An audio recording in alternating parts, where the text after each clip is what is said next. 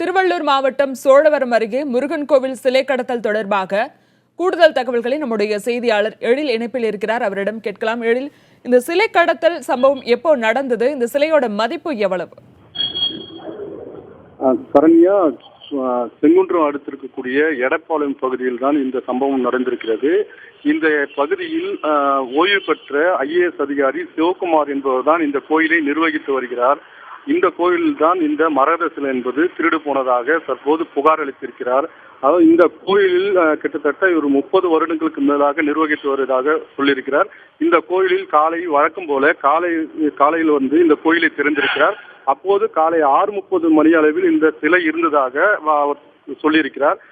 அதன் பிறகு ஒரு 7 பேர் இந்த கோயிலில் சாமி தரிசனம் செய்ய வந்ததாகவும், அந்த 7 பேர் வந்ததற்கு பின்புதான் இந்த சிலை திருட்டு சம்பவம் என்பது நடந்திருப்பதாக குறிப்பிட்டிருக்கிறார். அதாவது இந்த 1 அடி உயரமுள்ள பச்சை நிறத்திலான மரகத சிலை தான் இது கொள்ளை போயிருக்கிறது. அதனுடன் ஒரு அடியில் வெள்ளியிலான வேலும் திருடு போயிருக்கிறது.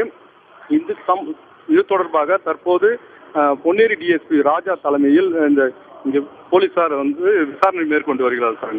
7 பேர் வந்தாங்க, அதுக்கப்புறம் தான் அந்த சிலை கடத்தல் நடந்தது அப்படின்ற ஒரு தகவலை அவர் சொல்லியிருக்காரு. அந்த கோவில் ஏதாவது CCTV கேமரா இருக்கா? அது மூலமா அந்த வந்தவர்கள் யார் அப்படின்னு பார்க்க முடிஞ்சதா? கோயிலை பொறுத்தவரை அந்த கண்காணிப்பு கேமரா என்பது பொருத்தப்படவில்லை. அவரிடம் இது குறித்து கேட்டதற்கு நாளை தான் இது தொடர்பாக இந்த கண்காணிப்பு கேமரா வைக்க ஏற்பாடு செய்யப்படுவதாக தெரிவித்திருக்கிறார். அதாவது இந்த 7 பேர் மட்டுமல்லாது ஏற்கனவே இந்த கோயிலில் பல முறை சின்ன சின்ன திருடுகள் நடந்திருப்பதாக சொல்லியிருக்கிறார். அது போன்ற குற்றச்செயல்களில் ஈடுபட்டவர்களிடம் போலீசாரிடம் விசாரணை செய்ய சொல்லியிருப்பதாகவும் அவர் தெரிவித்திருக்கிறார். அந்த அடிப்படையில் தற்போது DSP தலைமையிலான போலீசாரும் உளவு பிரிவு போலீசாரும் இங்கு வந்து தற்சமயம் அவரிடம் வந்து விசாரணை மேற்கொண்டு வருகிறது.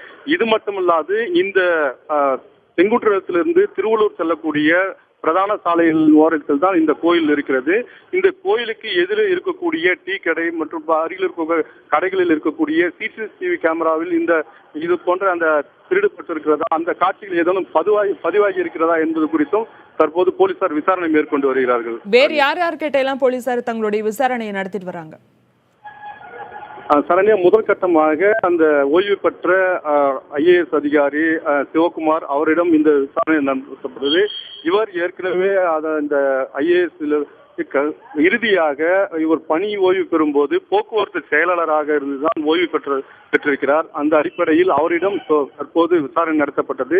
அது மட்டுமல்லாது அவருடைய மனைவி மற்றும் குழந்தைகளிடம் இது விசாரணை நடத்தப்பட்டது. ஏனென்றால் இந்த கோயில் தங்கவேல் முருகாசிரமம் என்ற இது கோயில் மட்டுமல்லாது ஆசிரமமாகவும் பார்க்கப்படுவதாக அவர் சொல்லியிருக்கிறார்.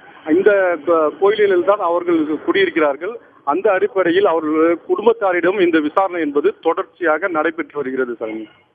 தகவல்களுக்கு நன்றி எழில்.